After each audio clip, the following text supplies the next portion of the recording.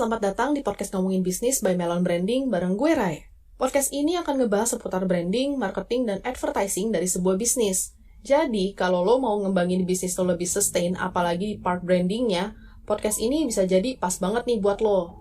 Dari berbagai macam style, metode, dan cara branding, salah satu yang bisa banget lo pakai itu caranya tuh pakai model archetype.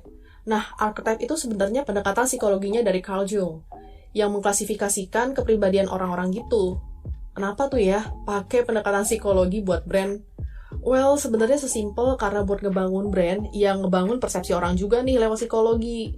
Brand archetype ini tuh kayak semacam ngebangun karakter dari sebuah brand, layaknya karakter seorang manusia.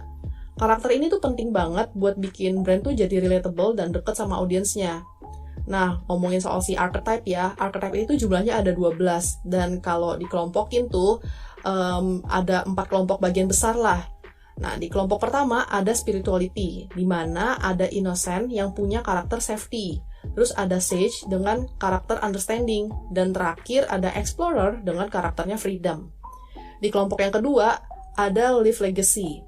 Di dalamnya tuh ada outlaw dengan karakter liberation, magician dengan karakter power, dan hero dengan karakter mastery. Kelompok ketiga atau kelompok pursue connection ada lover dengan karakter intimacy, jester dengan karakter enjoyment, dan everyman dengan karakter belonging. Dan di kelompok yang terakhir nih, ada provide structure, di mana di dalamnya tuh ada caregiver dengan karakter service, ruler dengan karakter control, dan creator dengan karakter innovation. Lo bisa ulang-ulangin lagi deh list yang tadi gue sebut, dan bisa cari-cari juga in detail tentang brand archetype tadi. Bahkan ada diagramnya juga nih yang bakalan ngebantu lo buat metain si brand archetype ini. Nah, sekarang gimana ya caranya pakai brand archetype buat nge-branding? Sebelum sampai di situ, perlu lo highlight dulu nih, kalau brand archetype ini fungsinya buat menyimpulkan worldview dari sebuah brand. Jadi, ini tuh bukan tergantung dari barang atau jasa yang lo jual, tapi lebih ke lo tuh mau dilihat tuh sebagai apa nih sama target market lo. Lebih kepada gimana lo tuh bisa memposisikan brand lo ke target market. Misalnya lo punya bisnis kesehatan kayak klinik atau daycare gitu. Mungkin aja lo tuh nggak milih brand archetype caregiver gitu, walaupun lo jualannya tuh jasa atau service gitu. Nah, lo bisa pilih tuh brand archetype lain yang menurut lo lebih cocok dan lebih pas gitu. Keberadaan si brand archetype ini nantinya akan mempermudah proses branding lo juga, termasuk gaya komunikasi.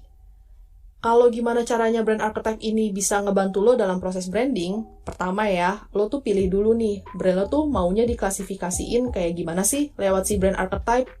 Kalau bisa sih pilih satu aja, maksimal 2 lah, biar nggak bingung dan pusing nih mikirin strategi branding dan komunikasinya. Kalau mau 2 archetype, atau misalnya lebih dari 1 archetype lah ya, menurut gue sih mending lo taruh di 2 lini bisnis yang berbeda. Ya ini cuma sekedar saran aja.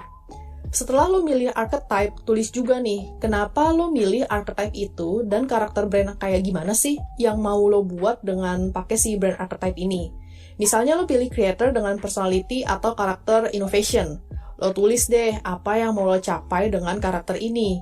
Apakah dengan brand lo, mereka yang pakai brand lo itu akan diasosiasiin sebagai pekerja kreatif, atau lewat brand lo lebih memberikan mereka tuh kebebasan gitu dalam berkreasi dan berinovasi.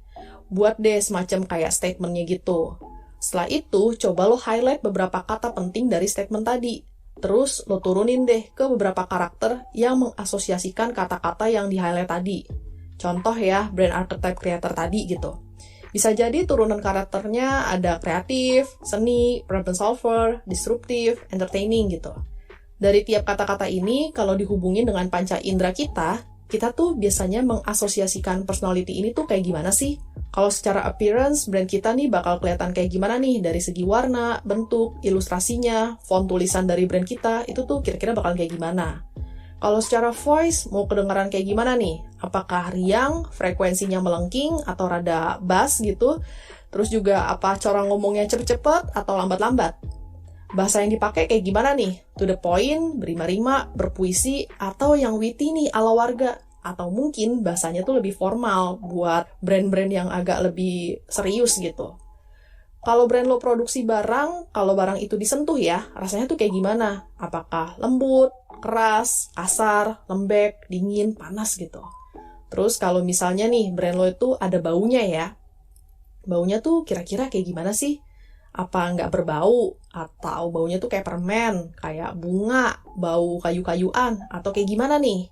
Lo coba tulis deh yang tadi gue sebutin, biar lebih kebayang nantinya brand lo tuh akan dipandang kayak gimana. List-list ini yang bakal ngebantu lo banget nih. Intinya sih, archetype yang dikenali sama Carl Jung ngebantu lo buat ngebentuk branding dari bisnis lo. Walaupun ini konsep psikologi, bisa dipinjam juga lah ke ilmu bisnis. Brand archetype ini emang banyak kegunaannya. Yang udah pasti, lo jadi lebih mudah buat ngebentuk personality, identity, karakter dari bisnis lo tuh kayak gimana.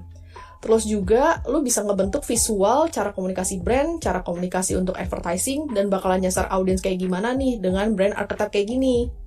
Kalau udah ngomongin brand archetype, nggak afdol lah ya kalau nggak ngomongin contoh-contoh brand dan archetype-nya. Tapi sayangnya gue nggak akan bahas sekarang nih. Gue bakal bahas di next episode. Makanya stay tune terus di podcast Ngomongin Bisnis.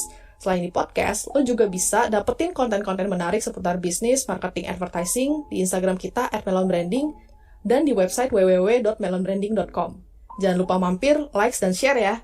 Kalau lo suka sama konten-konten podcast yang udah kita buat, jangan lupa untuk kasih rate di Spotify. Thank you udah dengerin gue, sampai ketemu di next episode. Bye-bye!